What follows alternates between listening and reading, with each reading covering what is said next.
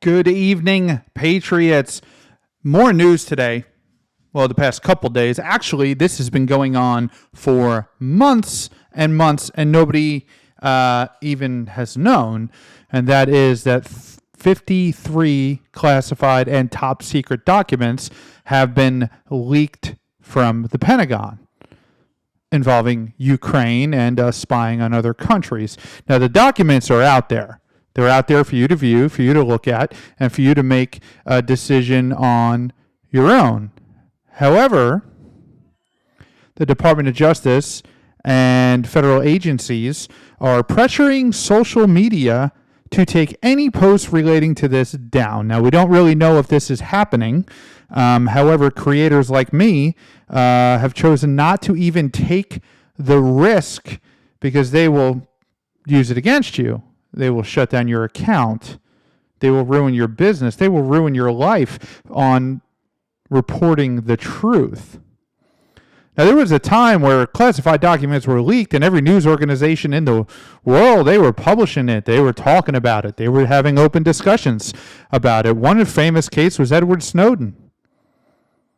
But we live in a society today, since the 2016 election, which the Democrats falsely claimed was Russia, and weaponized the FBI, DOJ, CIA, NSA, you name it, they've weaponized it, and they've used it against citizens.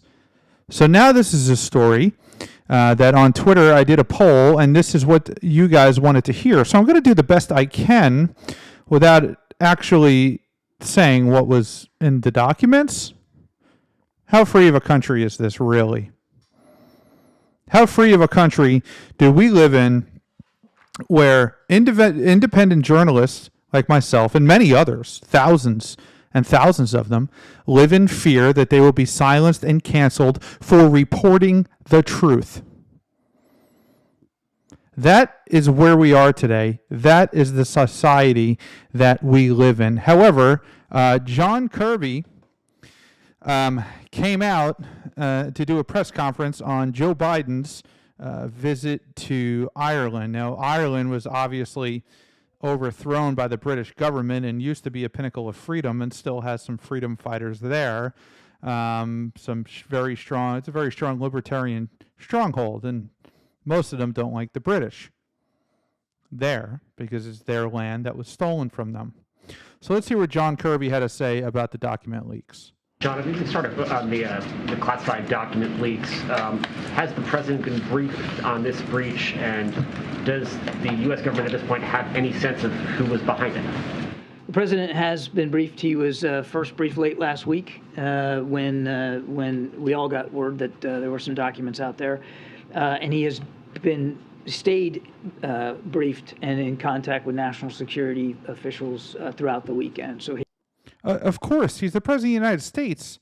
53 top secret documents have been leaked from the Pentagon on a children's game called Minecraft.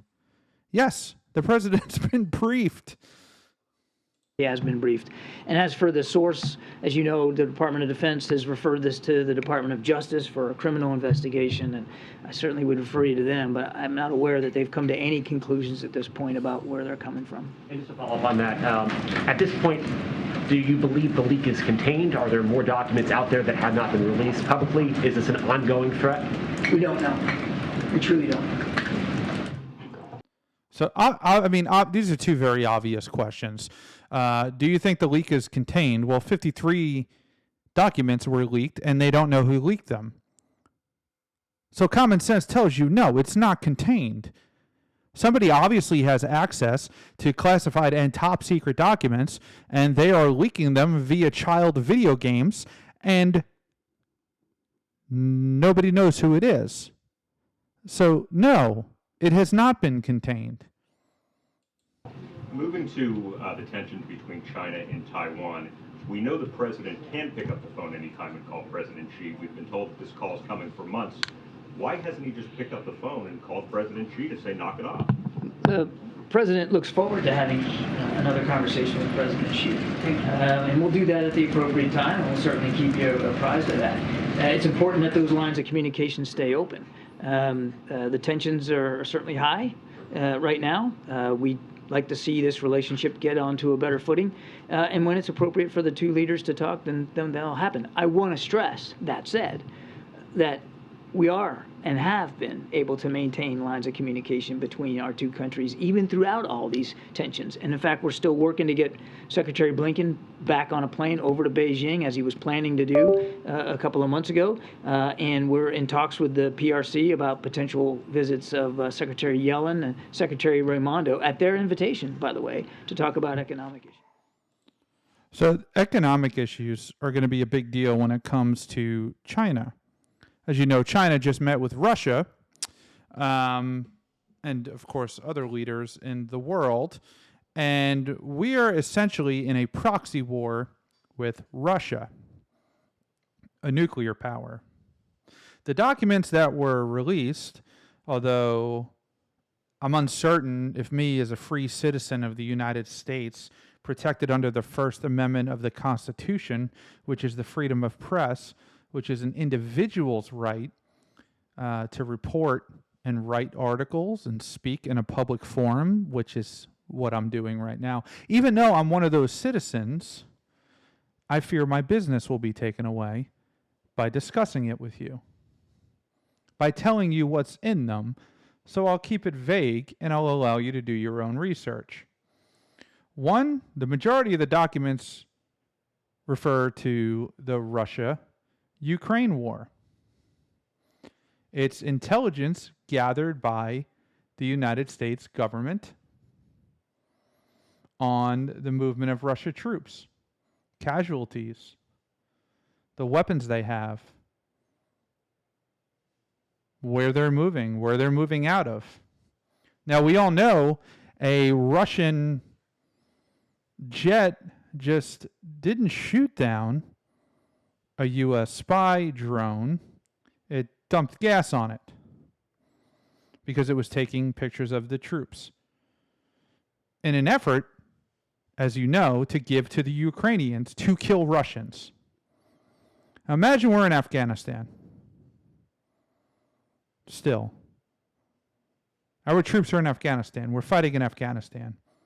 Russia flies a plane over and tells the Taliban where Americans are and how to kill them. Is that an act of war? Well, yeah, it is. Russia is at war with Ukraine, whether we like it or not. We have no business being there. We have no business being involved. We have no business spending billions of dollars we don't have, because this government has driven our economy into the crapper.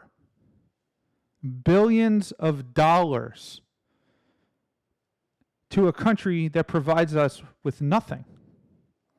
We're not getting anything out of Ukraine. This isn't some tactical advantage that's going to help position us in a positive place in the world. This doesn't benefit us in the slightest. Yet we have a nuclear power who we're giving information to their enemy to help kill their soldiers, to help kill their troops. Now, in reality, this is going to end badly. It's going to escalate. To what point? I don't know. I don't think anybody knows or anybody can be sure. However, we need to prepare.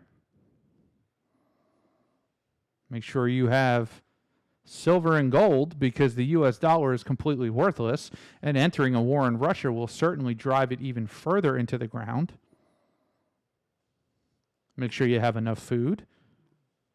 Maybe some iodine and some iodine tablets. Because the last word on Russia is they just shifted tactical nuclear weapons and positioned them close to Ukraine. Doesn't mean anything's going to happen. Could just be a routine check. But we should definitely be prepared. Please make sure you like, share, and subscribe. If you listen on Apple Podcasts, leave a 5-star review. Thank you very much for tuning in. Have a good night.